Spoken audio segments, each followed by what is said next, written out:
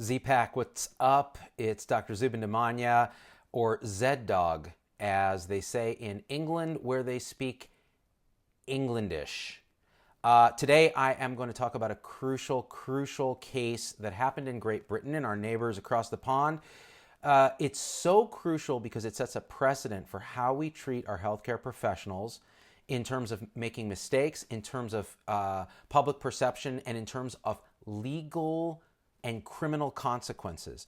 This is the horrifying case of Dr. Bawa Garba, who it was a registrar in the UK in the NHS system. A registrar is basically like a chief resident. And let me back up for a second. I want to say this. The piece about this was written, that I reviewed and I posted today on Facebook, was written by Dr. Saurabh Jha, who is a radiologist at UPenn, actually worked for 4 years at the NHS in Britain, was trained in Great Britain, and so understands the case very well, spoke to a very close friend of Dr. Bawa Garba, who that's how he got the information, and wrote a really exhaustive, beautifully done piece. And so he was kind enough, after I posted it, to actually reach out by Facebook message and let me know that he made himself available to answer any questions. So I got on the phone with him. I just want to make sure the audio is working on this thing. I got on the phone with him, and he laid it out for me, and it was great. We had a great discussion. So he really filled in some of the blanks in my understanding of this case. So let me put it in terms that we can understand here. Imagine you're a chief resident in pediatrics. You've just come off maternity leave with your own child, okay? And you're stepping into a hospital where you've been given no orientation, so you have no formal orientation to how this hospital works. You're overseeing underlings in the forms of residents and interns, and your attending physician is actually at a different hospital, but comes in once in the evening to say hi and check in on you. Now imagine in this case you admit a child who's 6 years old with Down syndrome, who had a cardiac defect repaired as a child, was on enalapril presumably some heart failure related to that, at a good dose for a child, 10 milligrams, and the child comes in with what looks like to you hypovolemia due to maybe viral gastroenteritis. You give some fluid, and the child perks up a bit. Now, initially, the child's blood gas might have been 7.0, which is pretty low, and the lactate was elevated. So this is concerning, but as a chief resident, you're covering 3 wards, say, and your pager's blowing up off the hook, but you take care of this child by going, let's give some fluids, give a bolus, and recheck the lactate and the blood gas. You do, and the blood gas has improved to 7.24, and the lactate has come down, and the child appears to be perking up and getting cheeky, as they say in Great Britain, in Englandish. So at this point, you continue managing your stuff. Now imagine later you're called to the code of this child. The child dies. You then write in your own electronic journal a deconstruction of what could have happened, incredibly self-critical, because you're a chief resident, and that's what we do in medicine, is we beat ourselves up, and when a mistake happens or an error happens or someone dies, even when it's not our fault, even when it's a system's fault, we will tear ourselves to pieces until there's nothing left but a shell of a human being, because that's what we flipping do, all right? Well, what if she did this? And then, because it's Great Britain where malpractice is different, well, let's pretend we're still here. Imagine you are then taken to court and tried for manslaughter. It's not malpractice, it's manslaughter for the death of this child. And your own journal that you used to sort of deconstruct and learn from what happened is used against you in court.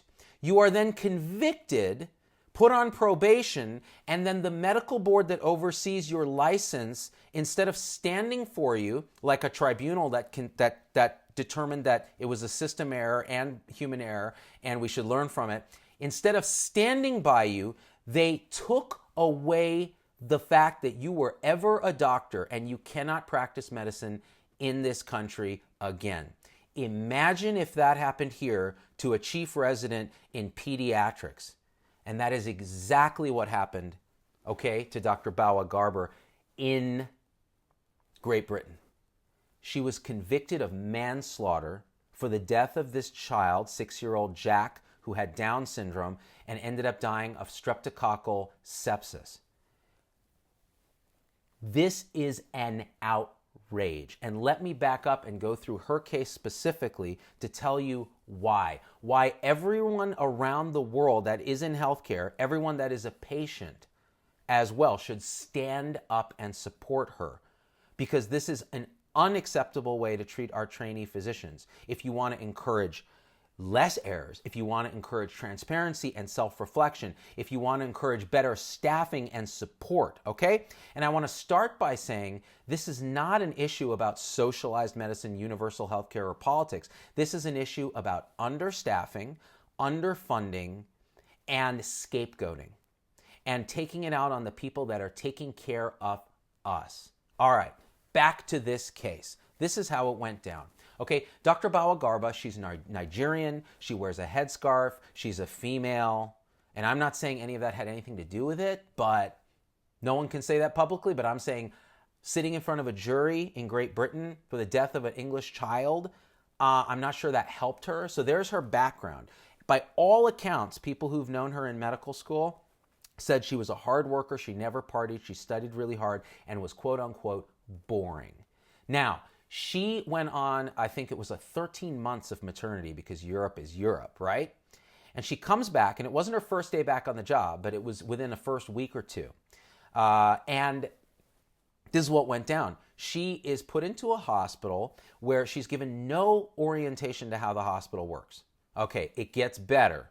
She's covering pretty much everything, because in the NHS, the National Health Service in Britain, junior doctors, residents, house officers, registrars, they call them, this chief resident, they run the show because it's a pyramidal type system.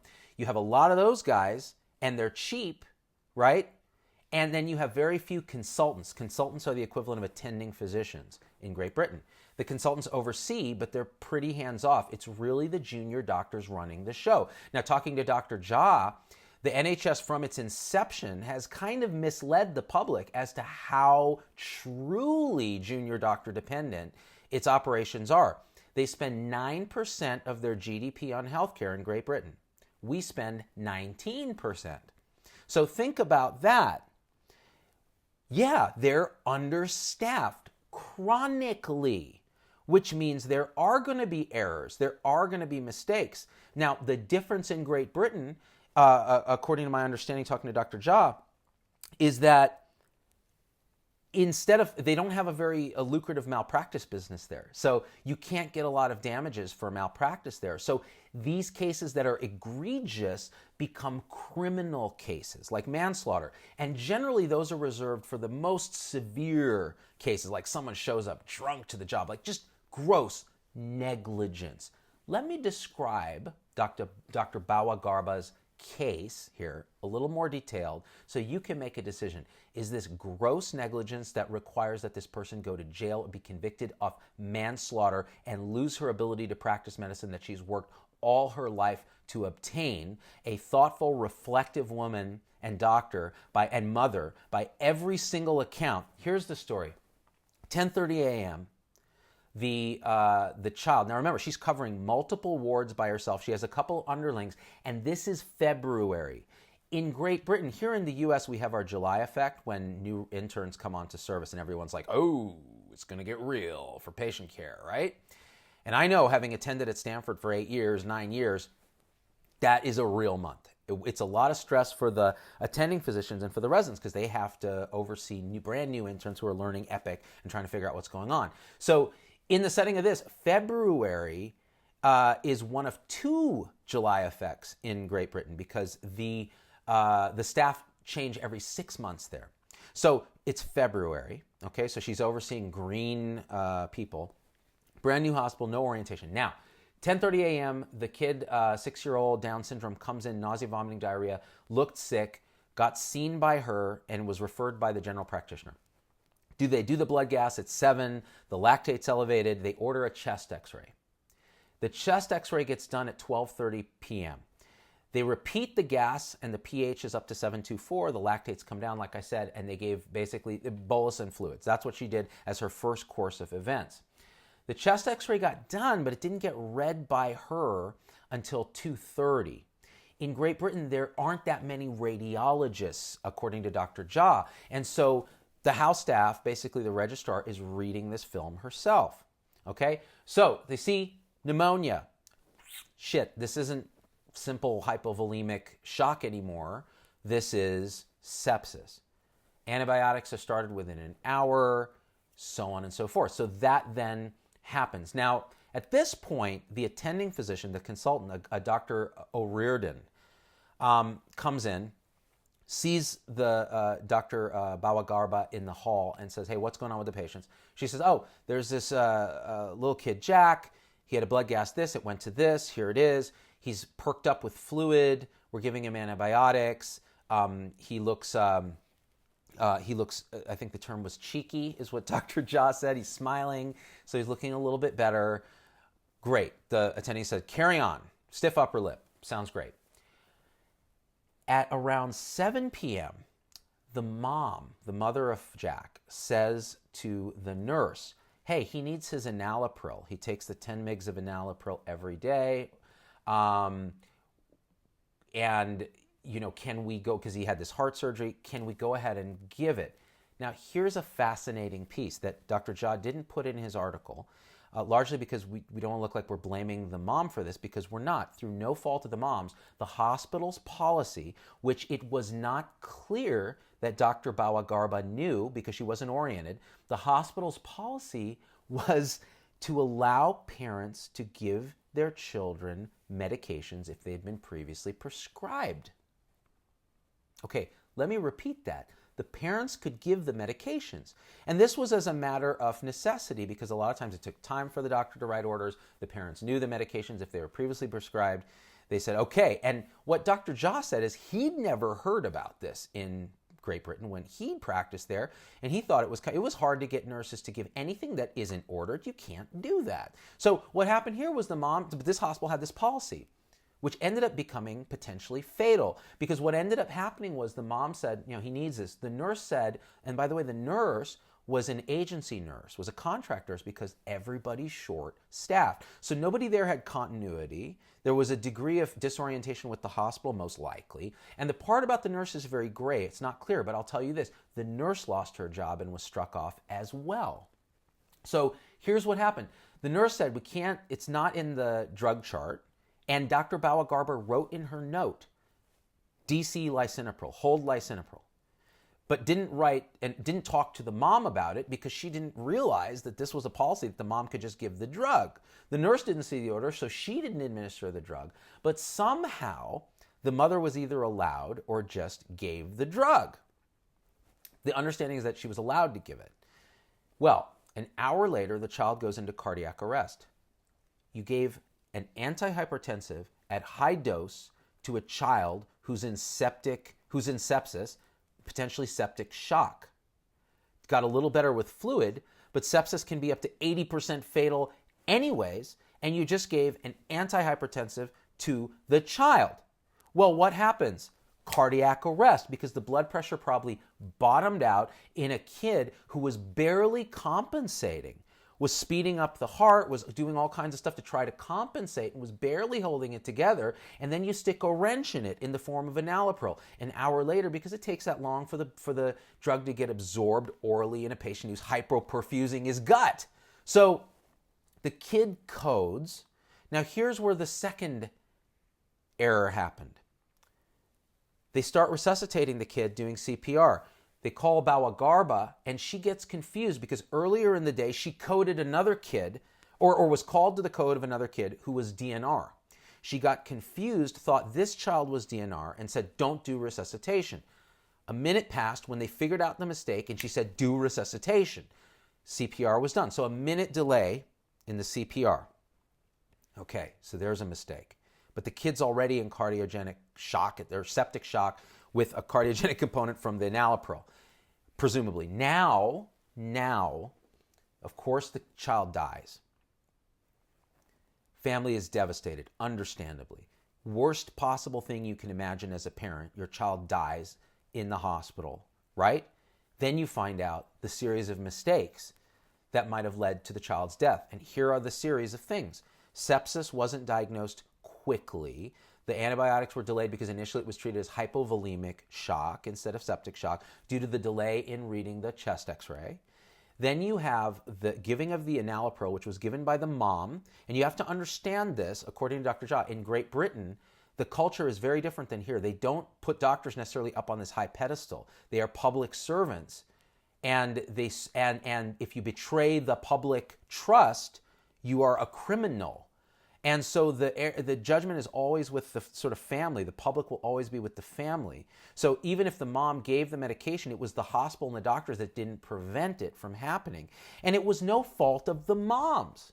So somehow she was allowed to give this drug, right? And we've seen this happen here kind of against the rules. So in the setting of this poor child dies. Now, Dr. Bawa Garba takes this incredibly hard. Remember, she's covering a ton of patients, new interns and residents. She's in a hospital she doesn't understand because they haven't oriented her. And on top of this, she just come off maternity leave. So she has her own kid and is probably not sleeping. Okay, now, all of these collude to have this disaster happen.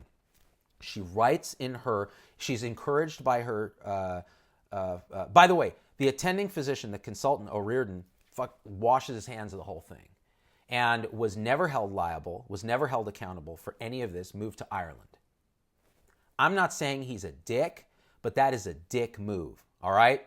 If you're watching O'Riordan, what do you have to say for yourself? If I was the attending and this happened, I would take responsibility for the supervision of my house staff, all right? But anyways, that apart, she writes in her electronic process log, probably, we haven't seen this, no one has seen this, but it was used against her in court apparently, her deconstruction of what happened. And anyone who's made a mistake in healthcare, and I'm guilty of this, everybody's guilty. If every doctor that you talk about this, they will start to get emotional because they'll remember when they killed someone.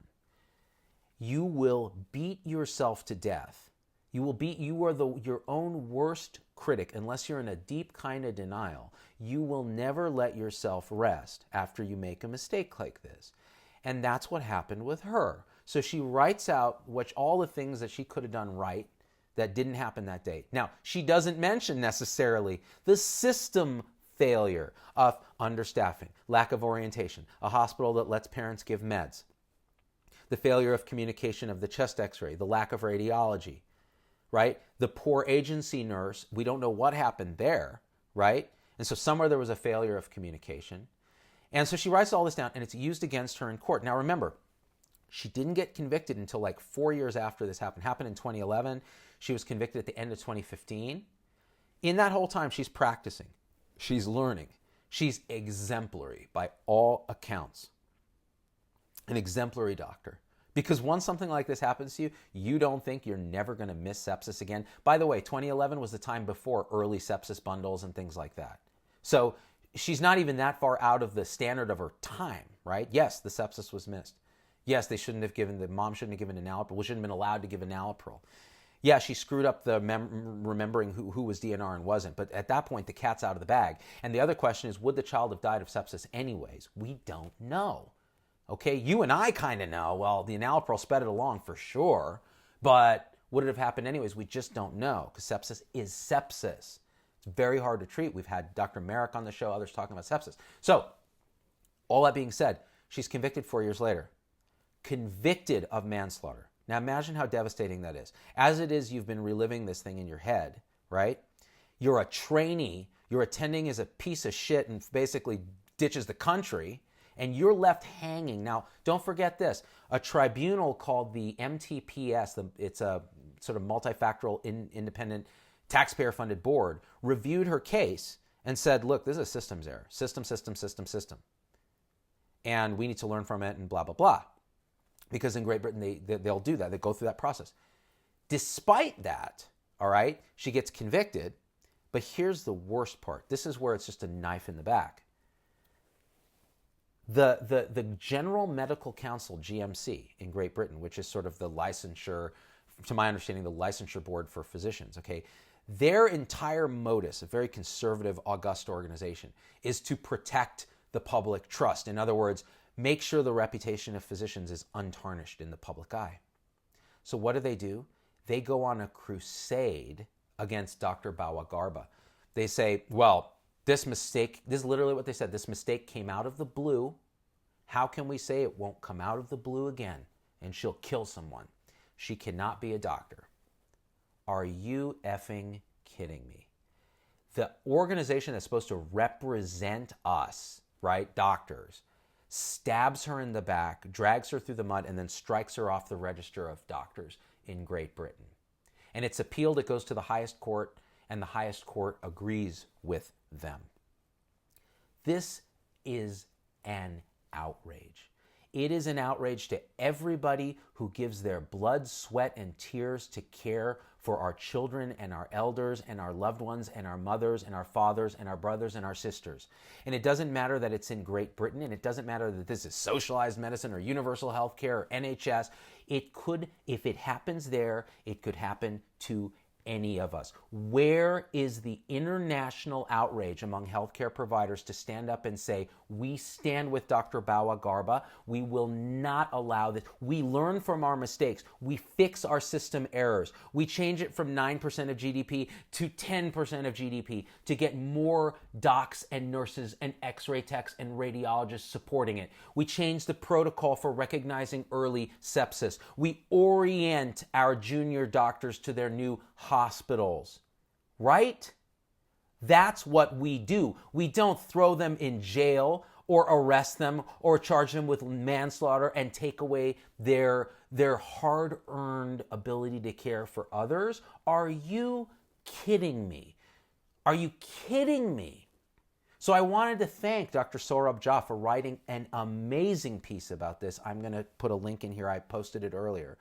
I want to send my full support to Dr. Bawa-Garba. If she ever wants to come on the show, if she ever wants to talk, we're here. I think most of the Z-Pack concurs. I'm going to read a couple comments right now. And we support our brothers and sisters in the NHS who every day fight to take care of patients against great odds in a system that is much beloved in Great Britain but still has problems, just like every system. So let's not make this a political thing. Let's make this a human thing about caregivers and patients trying to do the right thing and learn from mistakes. All right, comments. Let's see. Doctors, nurses, and other medical professionals, says Charity Trowell, are human. They make mistakes just like the rest of us. Yes, and it's not criminal. To err is not homicide. All right. Now I can't imagine what the parents are going through, that their only recourse is to go through criminal action. And I'm going to speculate because I'm not in a position to beat around the bush. I'm going to speculate that since the mom administered the potentially fatal dose of enalapril, that there's a massive and understandable amount of feeling of, okay, someone needs to be accountable for them letting me do this to my child. Am I right? Like, can you imagine? So this doctor is not the right accountability. This is not a convictable offense unless you're convicting the entire system, Andrea Skiba. That's exactly right.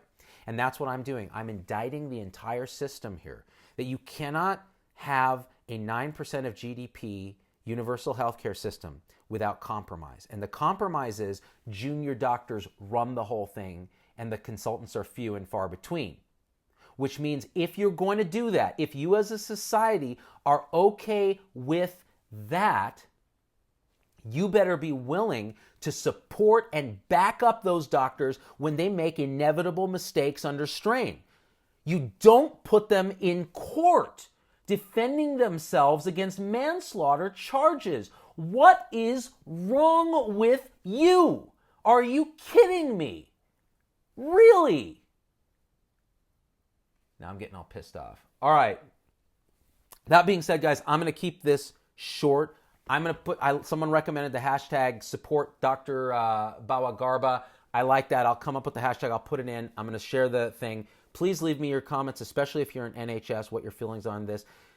folks from NHS have messaged me and said, you need to support us on this because we're feeling like this is the final straw and our backs are breaking. And recently they were on strike and all this stuff happened, and we support you. At least I can speak for myself, and I think a lot of Americans who say, we got your back, guys. So I love you guys. On this one, please press like, press share. If you're new and you're seeing this somewhere in your feed, hit follow, okay? And we'll get follow up and be a part of our tribe. And we out. Peace.